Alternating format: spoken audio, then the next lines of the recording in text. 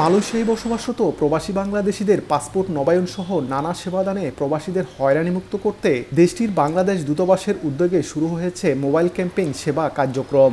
শনি ও রোববার দেশটির জোহর বারুর অগ্রণী রেমিটেন্স হাউসে চলা 2 দিনব্যাপী এই মোবাইল ক্যাম্পেইন সেবা কার্যক্রমে অংশ নিতে সেবা প্রত্যাশীদের ছিল উপচে পড়া ভিড়। হাতে হাতে পাসপোর্ট পেয়ে খুশি প্রবাসী বাংলাদেশিরা।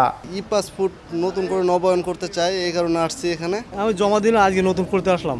আমাদের কাজটা খুব দ্রুত হয় আর মানুষের যেন হয়রানি না হয়। প্রবাসীদের দীর্ঘদিনের দাবির পরিপ্রেক্ষিতে ই পাসপোর্ট সেবা চালুর জন্য স্বরাষ্ট্র ও পররাষ্ট্র মন্ত্রণালয়ের প্রশাসনিক অনুমোদন দেয়া হয়। এরই ধারাবাহিকতায় 2023 সালের 22 সেপ্টেম্বর মালয়েশিয়ায় আউটসোর্সিং কোম্পানি ESKL এর সঙ্গে চুক্তি স্বাক্ষর হয়। এরপর গত 18 এপ্রিল আনুষ্ঠানিকভাবে ই পাসপোর্ট সেবার উদ্বোধন হয়।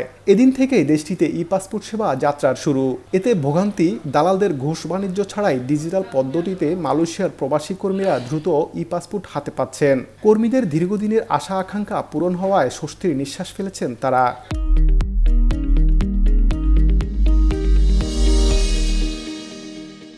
এখন থেকে MRP পাসপোর্ট পোস্ট অফিসার জমা দিতে হবে না। বাংলাদেশ সরকার সিদ্ধান্তক্রমে আমাদের ESKL এ জমা দিতে হবে এবং অ্যাম্বাসি যেভাবে পাসপোর্টগুলো প্রসিড করে আমরা অ্যাপ্লিকেশন পার্টটা আবেদনটা নিয়ে আমরা তাদেরকে হ্যান্ডওভার করব। সম্প্রতি একদল স্বার্থান্বেষী গোষ্ঠী পোস্ট অফিসের মাধ্যমে আবেদন ফর্ম গ্রহণে কারসাজি করে। এরই জেরে এই পদ্ধতিতে আবেদন নেওয়া বন্ধ করে দেয় হাই কমিশন। আগামী 7 ও 8 সেপ্টেম্বর সকাল 9টা থেকে বিকেল 4টা পর্যন্ত সরাসরি পাসপোর্ট ও কনসুলার সেবা গ্রহণের উদ্যোগ নিয়েছে বাংলাদেশ দূতাবাস। মোহাম্মদ আব্দুল কাদের, সময় সংবাদ, কুয়ালালামপুর, মালয়েশিয়া।